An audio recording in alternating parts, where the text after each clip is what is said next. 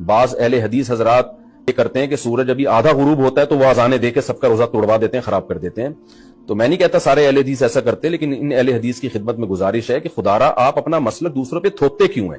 اگر آپ کی رائے یہ ہے کہ آدھا سورج غروب ہونے پر افطار جائز ہے تو آپ کر لیں، لیکن آپ اذان دے کے سب کے روزے توڑوا دیتے ہیں اور اپنی رائے سب پہ مسلط کرتے ہیں، تو یہ بہت غلط ہے، یہ بہت زیادتی ہے.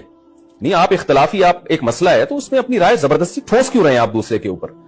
بعض دفعہ ایسے ہوئے ہیں واقعات کہ کسی اہل حدیث کی مسجد سے اذان ہی پہلے ہو گئی، تو ان سے پوچھا گیا تو کہہ رہے ہیں ہمارے مسلک میں اور یہ حدیث کی روشنی میں جائز ہے، حالانکہ ایسا نہیں ہے حدیث سے.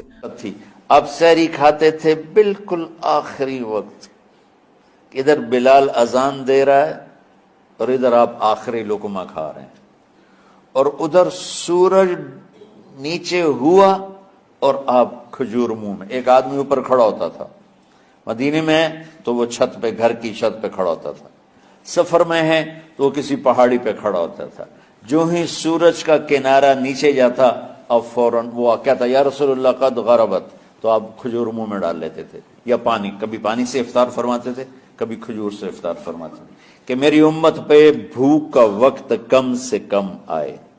آج کل جو یہ ہمارے افطاری کے اوقات ہیں نا، یہ سورج ڈوبنے کے بھی 2-2.5 منٹ بعد کے ہیں کہ احتیاطاً بہتر کہ ادھر سورج غائب ہو ادھر لقمہ منہ میں جائے.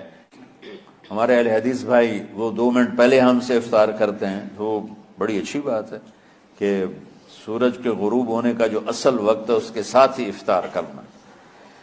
صحیح بخاری کی حدیث ہے، فرمایا اذا اقبل اللیل من ہاہنا وادبر النہار من ہاہنا وغربت الشمس فقد افطر الصائم. جیسے ہی سورج غروب ہو جائے، دن کا اختتام ہو جاتا ہے، رات کا آغاز ہو جاتا ہے، جیسے ہی سورج غروب ہو جائے فوراً روزہ افطار کر دو، روزے کی افطاری کا وقت ہو گیا. آپ صلی اللہ علیہ وسلم سفر میں تھے، آپ کو پتا ہے کہ آپ کھلے علاقے میں ہوں، میدان میں ہوں، صحرا میں ہوں، تو وہاں آپ کو روشنی زیادہ نظر آتی ہے. غروب آفتاب کے وقت بھی سورج پردوں کے پیچھے چھپ جاتا ہے لیکن اس کی روشنی جو ہے وہ افق میں نظر آ رہی ہوتی ہے. تو آپ صلی اللہ علیہ وسلم نے جیسے ہی سورج پردوں کے پیچھے گیا، فرمایا لاؤ بھائی افطاری کا سامان لاؤ، ستو گھول کے لاؤ ذرا، ہم افطاری کرنا چاہتے ہیں. صحابی کہتے ہیں اللہ کے رسول ابھی تو اجالا پڑا ہے. فرمایا لاؤ افطاری کا وقت ہو گیا ہے. جیسے ہی سورج غروب ہو جائے افطاری کا وقت ہو جاتا ہے. اور محمد الرسول اللہ صلی اللہ علیہ وسلم نے فرمایا لا یزال الناس بخیر ما عجل الفطر. اس وقت تک میری امت کے لوگ خیر و بلائی پر رہیں گے، اس وقت تک انہیں خیر نصیب ہوگی جب تک افطاری کرنے میں جلدی کریں. افطاری کرنے میں جلدی کا یہ مطلب نہیں کہ سورج غروب ہونے سے پہلے کا، مطلب یہ ہے کہ سورج غروب ہونے کے بعد کوئی انتظار نہیں، کوئی 3 منٹ انتظار کر رہا ہے، کوئی 10 منٹ انتظار کر رہا ہے، کوئی 15 منٹ انتظار کر رہا ہے. سورج غروب ہونے کے بعد انتظار کرنا یہ محمد الرسول اللہ صلی اللہ علیہ وسلم کی نافرمانی. یہ اذان ایک اطلاع ضرور ہے، لیکن اگر آپ کو پتا چلا ہے کہ اذان ہماری لیٹ ہو گئی ہے، وقت ہو چکا ہے، تو اس کے بعد آپ کے لیے اس میں تاخیر کرنا جائز نہیں.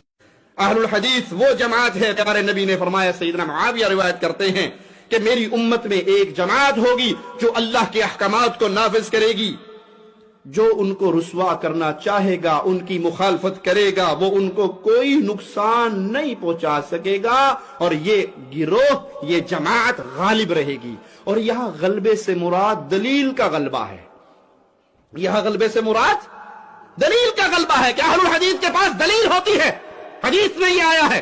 ہمارا چھوٹا سا بچہ بھی اٹھ کے بڑے بڑے مولویوں کو چپ کرا دیتا ہے، مولوی صاحب یہ بات کون سی حدیث میں لکھی ہے؟ وہ کہتا ہے باپیاں دا بال لگتا میں